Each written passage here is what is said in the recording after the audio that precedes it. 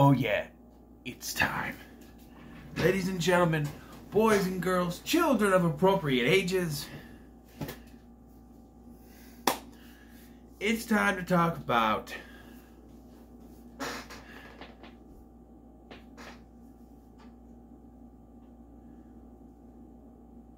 I should really I don't know if I can get it off that wall over there, that's the problem. Move it down a little bit. It's cuts off Michael Keaton's head. You can see if I do this, you can see. But it cuts off his head. So it's finally time to talk about Batman. This came out back in, I want to say February? It was very much one of my big anticipations for this year. And I hate now that I'm not able to go to the movie theater. Fucking COVID, man. I said this a million times now. I have no theater in town anymore. I used to go see a movie when it would come out. I would go see the movie, man. I was there.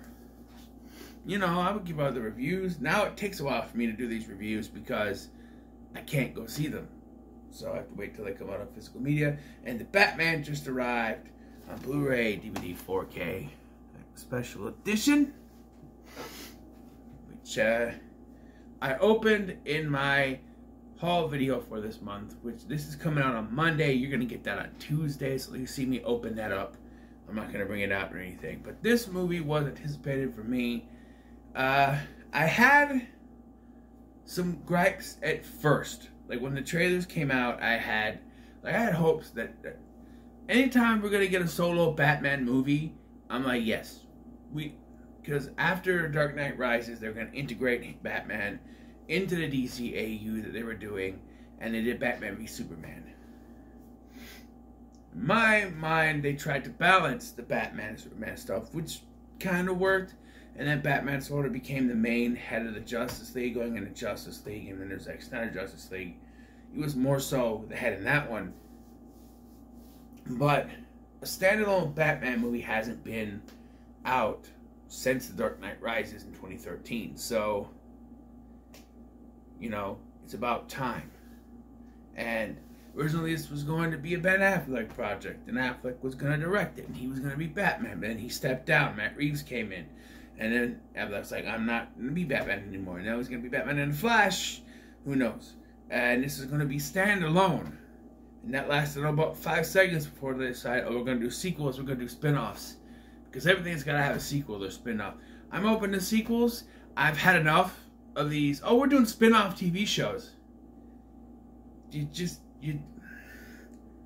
they were going to do a GCPD show, Gotham City Police Department. That got scrapped. So now there's a Penguin spin-off show, which I guess I'd be interested in that. I liked how Colin Farrell did the role. You could not tell. Look at this. See that penguin right there? Could you tell that that's Colin Farrell by looking at him? I don't think so.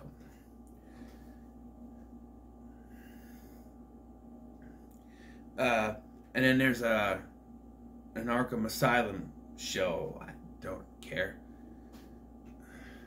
I'd love a Catwoman spin-off movie. But I'm kind of skipping around the main thing here. When it came out, I had criticisms. The trailer, me had criticisms. Well, with the announcement, I had criticisms because they had chosen Robert Pattinson to play the role of Bruce Wayne / Batman.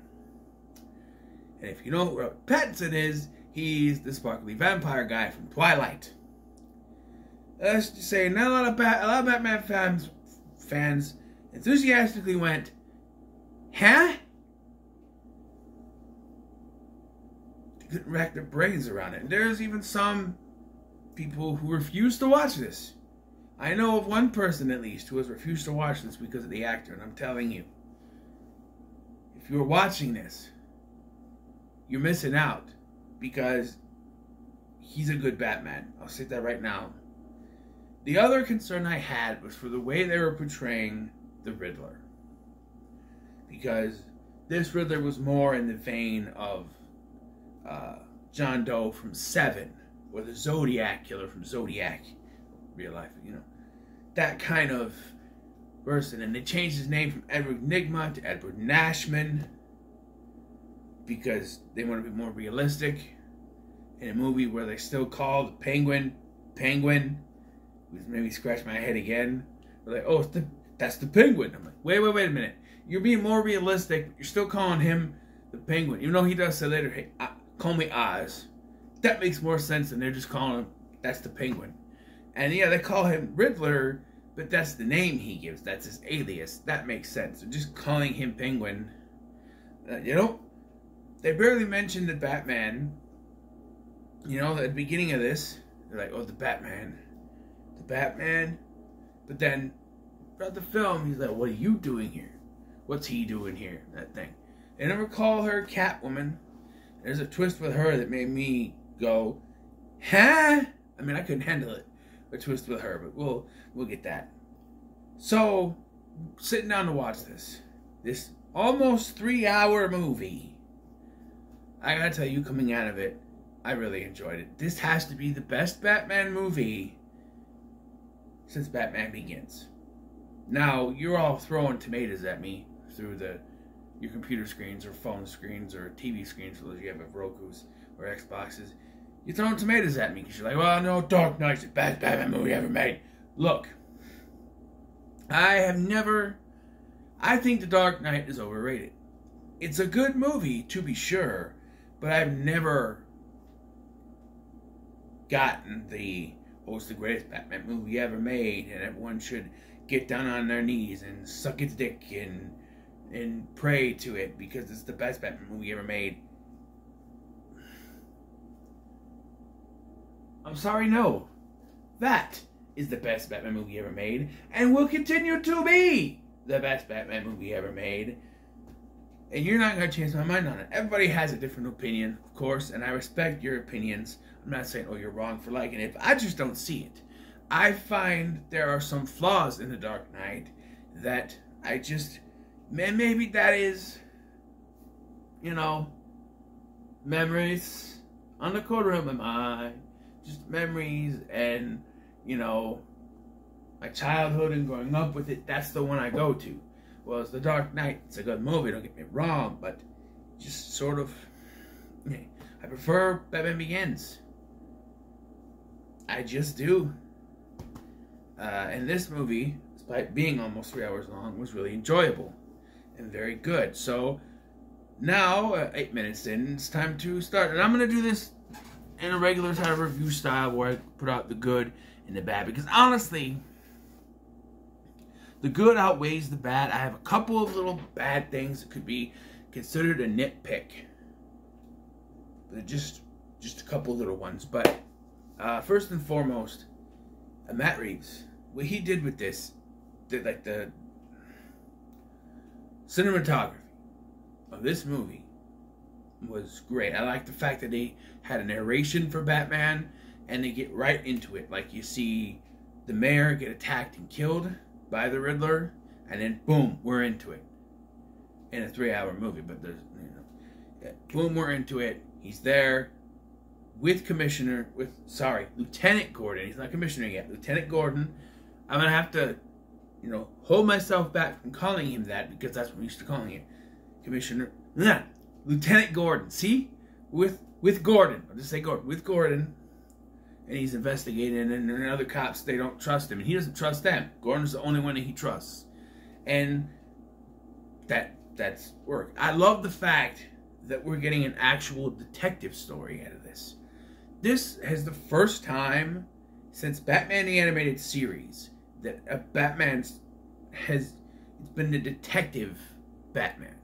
You got a little bit in the 1989 movie, you got a little bit in Batman Returns. But they threw all that away afterwards, excuse me, for the action, fighting, look at me, I'm Batman spectacle after that. Especially when Joel Schumacher came aboard.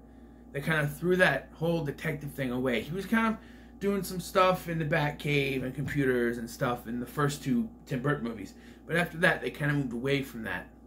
Even to an extent, like I said, the Batman animated series had a lot of detective stuff. And even to an extent, the Adam West show from the 1960s had detective work, trying to figure out riddles, trying to figure out what their plans are going to be. But after that, they decided we just want to have superhero movies where he fights bad guys and stuff, and that went away. And now it's back.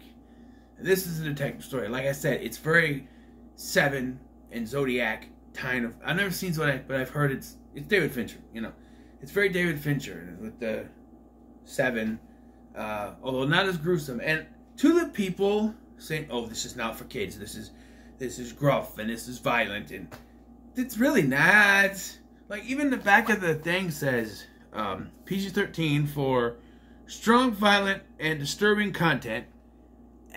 No. Drug content. Strong language. One F word in PG-13, and they wasted 16 minutes in. Some suggested material. And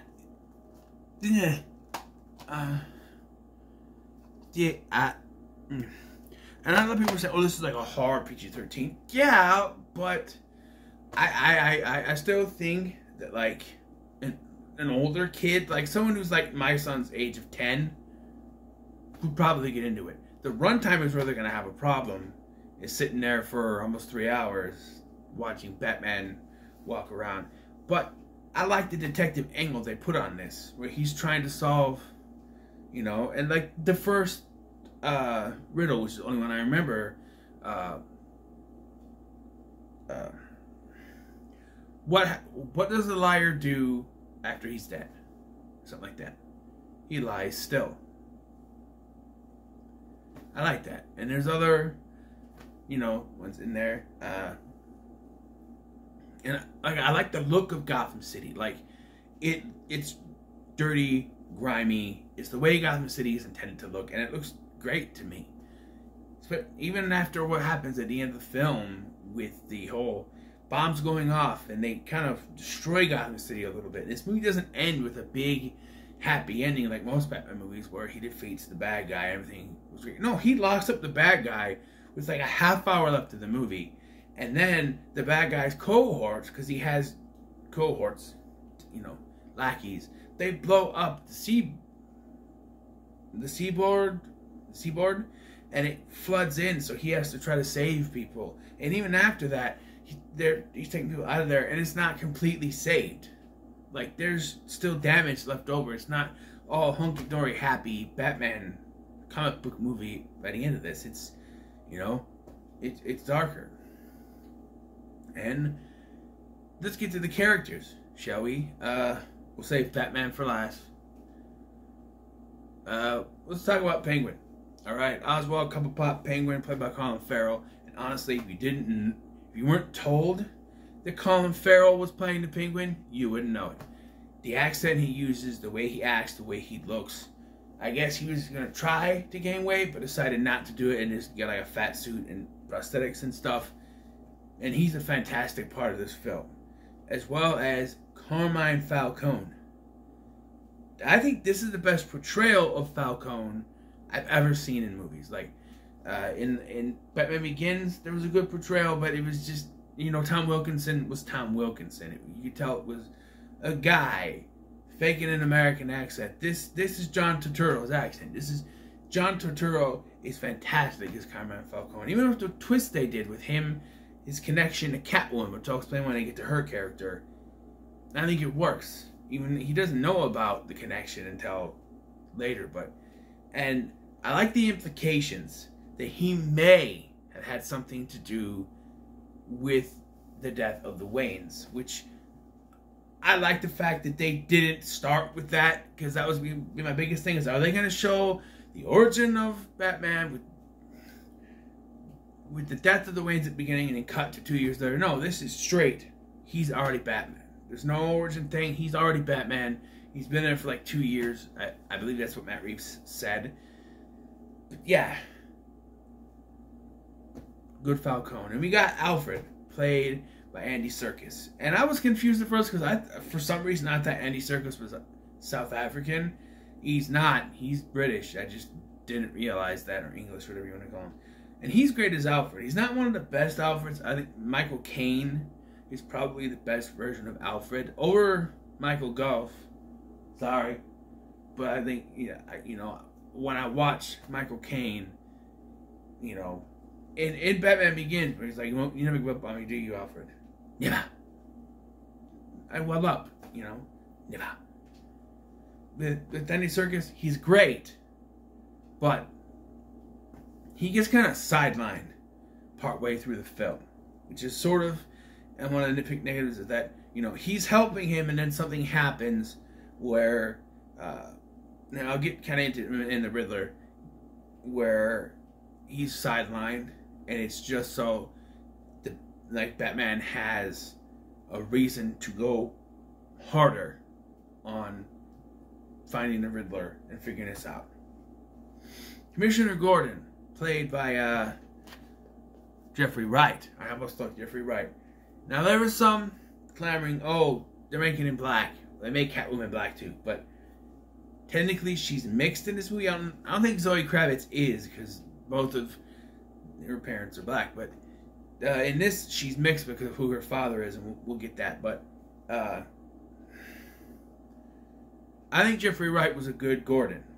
Okay, I say Commissioner again, it's Lieutenant Gordon, but James Gordon, I think he's good. I would have liked to have seen how J.K. Simmons Gordon would have worked with this Batman, but again, that wouldn't make any sense. But still, I think he's a good Gordon. There's some other minor characters. You have characters here with names like Martinez. Why can't we ever get an actual live-action Harvey Bullock? We got one, Donald Logue in Gotham, and he was fantastic in that show. But you get like Eckhart in the '89 Batman. You get Flass in the Batman Begins. Though they could have been Harvey Bullock. Although I still say he's Detective Porkins. You know, Star Wars fans, But I just think we need a Harvey Bullock. And there's no Montoya. Then again, they could come in later. You never know. Maybe they're going to be the focus of the GCPD show.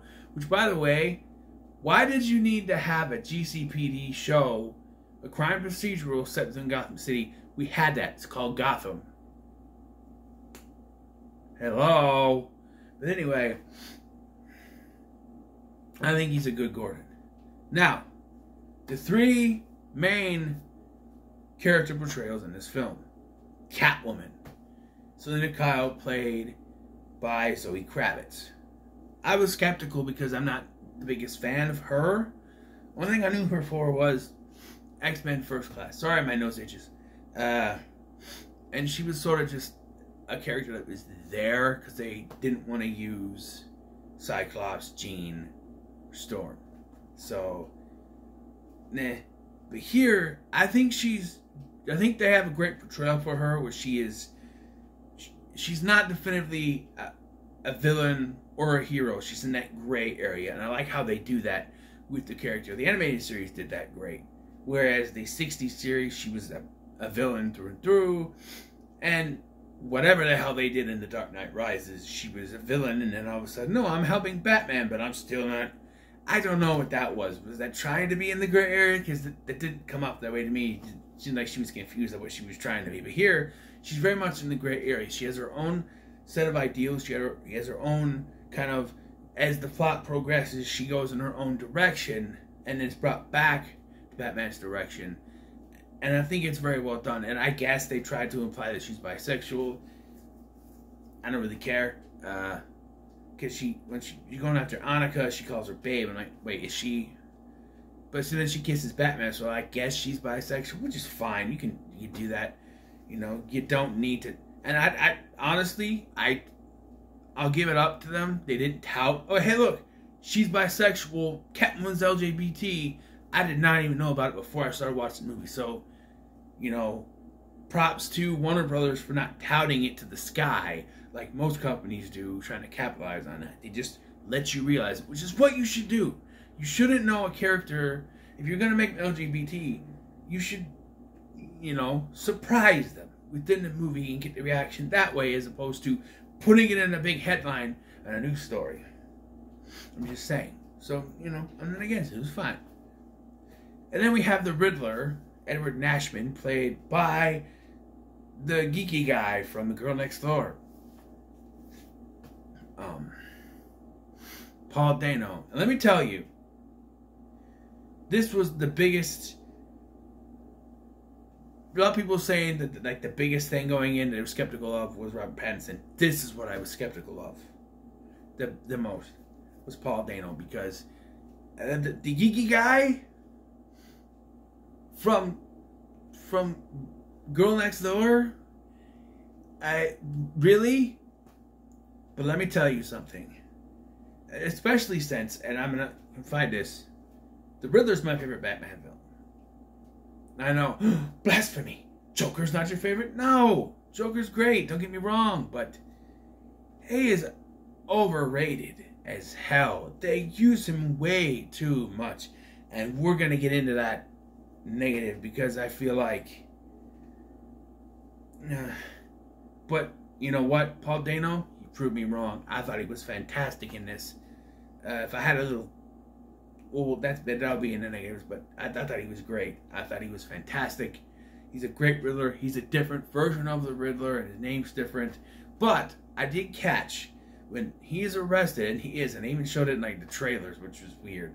That he gets arrested. He has two different IDs. One says Edward Nashman, the other one says Peter, or not Peter, but something Parker, Paul Parker, or something like that. And I'm like, so are they?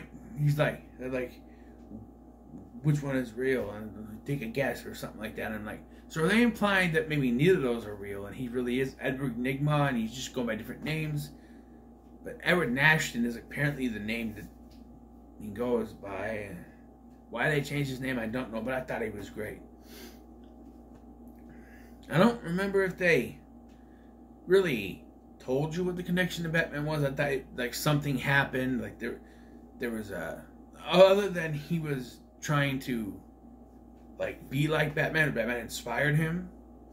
But I don't, like, I was expecting, oh, your father did this to me, or these, like, all these victims he's going after are responsible for this and this that affected me. I don't remember ever hearing anything like that, but I'm going to watch this again with my son, so maybe I'll get it, but I don't know. But let's get to the big one. Batman. Bruce Wayne, played by Robert Pattinson. Let me tell you, a lot of people were skeptical on this, but Robert Pattinson's a great actor. Don't go by Twilight, because he's not giving 100% in Twilight. Believe me, none of them were. No one gave 100% in Twilight, except for maybe Michael Sheen. But anyway,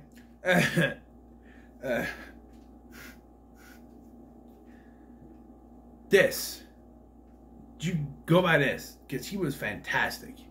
He plays a tortured soul, and you can argue he was trying to play a tortured soul in Twilight, but the writing in that movie didn't help him at all. Here, it works, and he is honestly one of, not the best, but one of the best portrayals of Batman I've seen in a while. Up there with Keaton and Bale, and even Kevin Conroy, the animated version. He's probably in my top 5 actually after watching this, because he's great. And all you naysayers need to just buck up and watch this movie, because he's fantastic. And yeah, so my negatives. It's long. It's almost 3 hours long, and I feel like there's some stuff you could take out of there. Like the scene of the Riddler after they sort of stop the floods and he realizes his plan failed. You could take that out, especially because we have a cameo from a character that's not technically it's implied.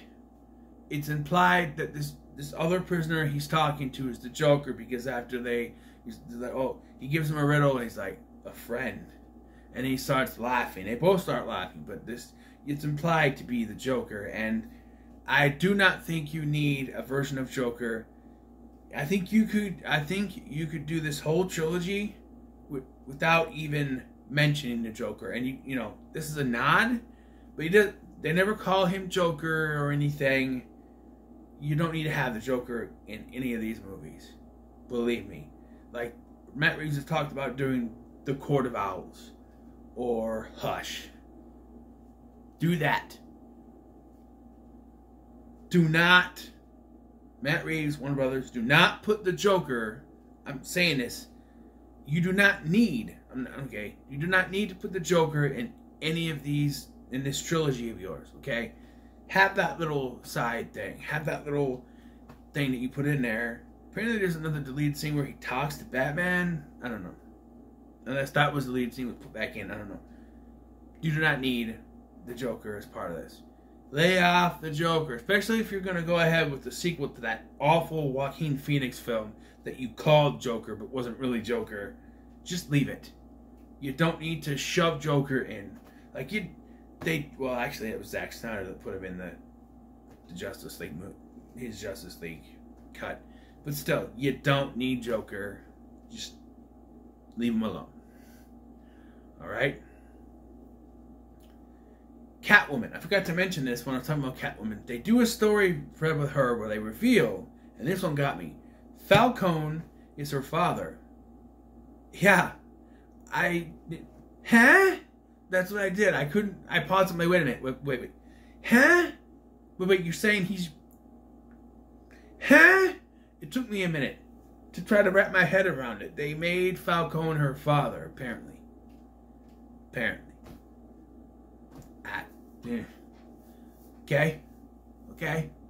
It's not a negative, it's just something I wanted to point out. My other negative. Well, what other things they could have taken out, I don't know. Well, the length of the film does kind of go into my other negative, and that is that while Paul Dano is a good Riddler, I feel like that there's a section of the film where he's just like not doing anything, because there's a point where he tells Batman to find out the rat who told, the rat who squealed on Falcone, or not Falcone, on, in that bust and on the cops and everything, try to find the rat. And then from then on, it's like the Riddler's just sidelined. He doesn't get anything to do, really. You see little videos here and there, and after he threatens Bruce Wayne's life, he just sort of disappears until they find out that Falcone was the rat, and then Falcone dies, and then we're climax. And it just feels like there's a long stretch where we don't really get much from him, and I would have liked to see more. Like, have him chime in and say, tick-tock, tick-tock, just every once in a while saying, you're taking too long, or something like that. It just, And he never really, says why he targets Bruce Wayne, other than, he's also an orphan. He mentions it later, Bruce Wayne's an orphan, but can you really be an orphan if you're in a tower that is big, that kind of hangs over everything else?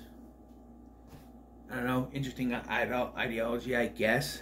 But yeah, those are really all my two problems. The Riddler wasn't shown enough. He's my favorite villain, and I feel like he gets sidelined so that we can focus on a side plot with Falcone and the Penguin. There's an action scene with the Penguin that's really cool. I forgot to mention that. But yeah, I enjoyed this for what it was. I do think it was a little too long, and it really wasn't in it enough. But other than that, say when it comes to the Batman, it was pretty good. So there he is. There you have it. My review for the Batman. Done. Delivered. I'm going to do a Batman ranking in the future, I guess. I don't know when we're going to get a future Batman movie, so might as well do a ranking. And it might piss some people off, but you know what? There's some movies I like better than others, and we'll see. But I'll get to it when I get to it. I have no promises. This week, next week, who knows? You're watching this on Monday. I'll try to get to it this week, I guess. But I don't know. So what are your thoughts on the Batman? Let me know in the comments below. Make sure to like, share, and subscribe. Thank you for watching. I've been Scotty, and I'll see you in the next one.